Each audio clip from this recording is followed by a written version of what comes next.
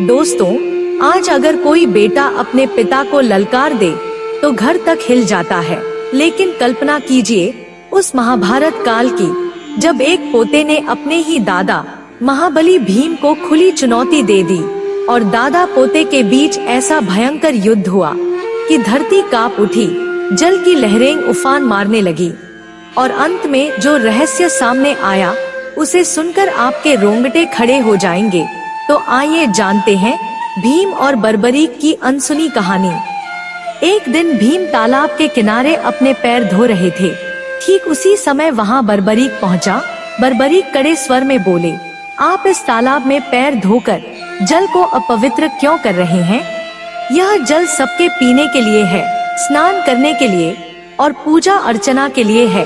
भीम गंभीर स्वर में बोले, बालक, यह जल इसलिए बना है कि मनुष्य अपने पाप धो सके, अपनी थकान उतार सके। यह जल पीने के लिए भी है और शुद्धि के लिए भी है। पैर धोने से यह गंदा नहीं होता। जल का असली धर्म है सबकी सेवा करना। बर्बरीक दृढ़ स्वर में बोले, जल सेवा के लिए है, यह सत्य है, पर सेवा का अर्थ अपवित्र करना नहीं। अगर हर कोई अपनी सुविधा के लिए तालाब में पैर धोएगा तो फिर यह जल शुद्ध कैसे रहेगा? सेवा का सच्चा अर्थ है दूसरों की आवश्यकता का ध्यान रखना। इसलिए आप यहाँ से हट जाइए। भीम ने कहा, बालक, तुम मुझे धर्म की शिक्षा मत सिखाओ और मैं यहाँ से नहीं हटूंगा। तू क्या कर लेगा? इस पर बर्बरीक की आंखें लाल हो गई। वह भीम की ओर बढ़ा और अपनी अपार शक्ति से उन्हें उठाकर तालाब से बाहर फेंक दिया। जमीन पर गिरते ही भीम क्रोध से दहाड़ उठे। वह बोले, अरे बालक, तूने मेरी अवहेलना की, अब तुझे मेरे प्रहार का स्वाद चखना होगा। और फिर शुरू हुआ दादा और पोते के बीच भयंकर युद्ध। हर प्रहार से धरती कांपने लगी, जल की लहरें उफान मारने लगी। यह टकराव सिर्फ बल का नहीं बल्कि अहंकार और धर्म की परीक्षा थी। भीम और बर्बरीक दोनों बुरी तरह घायल हो चुके हैं, फिर भी एक दूसरे पर प्रहार कर रहे हैं। अचानक आकाश में प्रकाश फैलता है और महर्षि वेद व्यास वहां प्रकट होते हैं।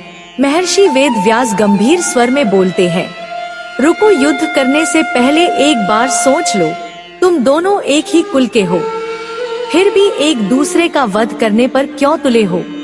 रक्त का संबंध सबसे बड़ा होता है, इसलिए भूलकर युद्ध करना अधर्म है। महर्षि की वाणी सुनकर दोनों युद्ध करना बंद कर देते हैं। महर्षि वेद व्यास भीम की ओर देखते हुए बोले, भीम, यह कोई साधारण योद्धा नहीं है, यह तुम्हारा अपना पौत्र है, घटोत्कच का पुत्र वीर बर्बरीक। यह सुनते ही भीम की आंखों से क्रोध शांत हो जाता है। वे हाथ जोड़कर बर्बरीक के सामने झुक जाते हैं और बोलते हैं, पौत्र, मुझसे भूल हो गई, क्रोधवश मैं तुझे पहचान न सका, मुझे क्षमा कर दे। बर्बरीक भी भावुक हो उठता है और भीम के चरणों में गिरकर कहता है, दादा, अपराध मेरा ही है, मैंने ही आपको ललकारा, मुझे क्षमा करें। और फिर दोनों गले लगते हैं और रणभूमि का वातावरण प्रेम और करुणा से भर उठता है। दोस्तों, जल सबकी सेवा करके ही पवित्र रहता है, तो फिर मनुष्य का धर्म क्या होना चाहिए? हमारा असली धर्म भी है सेवा करना, सहना और फिर भी सबको जीवन देना। जैसे जल बिना भेदभाव के सबकी प्यास बुझाता है, वैसे ही हमें भी बिना भेदभाव के सबकी मदद करनी चाहिए। याद रखो, पानी पैर से गंदा नहीं होता, इंसान अपनी सोच से गंदा होता है। इस पर आपका क्या राय है? अपना राय कमेंट में जरूर बताएं। यदि आप हमारे चैनल पर नए हैं तो चैनल को सब्सक्राइब करें और वीडियो को लाइक शेयर करना न भूलें। जय श्री कृष्ण।